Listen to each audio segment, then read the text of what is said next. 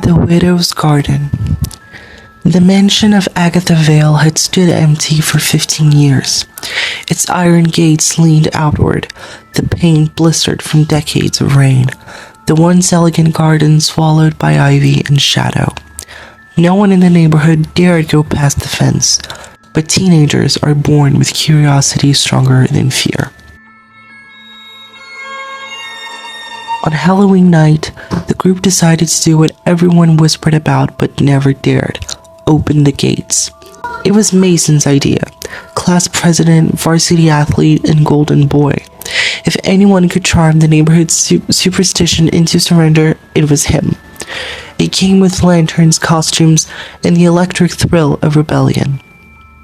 Laughter echoed through the marble hall, bouncing between portraits whose eyes seemed to glint with new life. The air was thick with dust and anticipation, as though the house itself were holding its breath. By 11, the party had found its rhythm. Someone had spiked the punch. The chandeliers shimmered faintly under the pulsing lights. Then, through the chaos, Mason saw her. At first, he thought she was another guest, a woman in morning dress, black lace trailing behind her like smoke. But her face was wrong. Pale, sharp, old-fashioned. She walked slowly, deliberately, as if retracing a memory. She turned the corner and vanished through the back door. Mason followed. The night air was colder than before. Unnaturally so, the overgrown yard stretched endless, that went taller than his wish. Yet beneath the wideness there was a strange order, a strange geometry to the path that felt too deliberate to be natural. He called out, half expecting a laugh in her turn. None came. Instead, he heard faint music, not from the house, but from somewhere deeper into the dark. Then the forest began. The boundary was subtle. One moment he was in the yard, the next under towering canopies of ancient streets.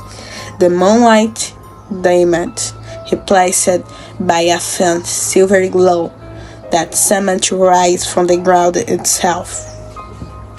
Mist coiled around his ankles. Every step felt both heavier and lighter, as if the soil forgot how much he weighed. And then he saw her again, Agatha Vale, unmistakable now. She stood beneath a tree older than the mansion, her back straight, her expression unreadable. "You shouldn't be here," she said softly, though her voice carried like wintry leaves. "The garden doesn't forget, even when we do."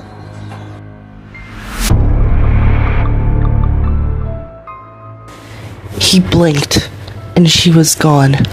In her place stood a child, a little girl in a white dress, staring at him with frightened eyes. "Miss Agatha said not to come," she whispered. "Now it'll show who you were." Mason stumbled backward, his pulse racing. The forest shimmered, the trees breathing, the air twisting. He turned and caught reflection in a pool of water. Not his 17-year-old self, but a man in his 30s, eyes hollow, shoulders bowed. Panic surged. He ran, branches clawing his arms, calling for help. But the deeper he went, the louder the echoes became, until he began hearing voices of people he knew, except older, slower, or impossibly young. Time had unraveled. The woodland warped everything within it. Memory, body, soul. He thought he saw the house again in the distance, but when he reached it, it was not the same. Lights burned behind the windows, and inside he saw himself, younger, laughing, raising a cup of punch. In the morning, the police found the house empty again. just as it had been the night before. No one ever found Mason. But some nights, when the wind blows from the west, neighbors say the mansion's back door creaks open, and if you dare to look through the rusted fence, you might glimpse figures moving the woods, some old, some young, all lost in a place where time forgets to end. The locals call it the Window's Garden. They say it grows not for the hearts, but from the memory.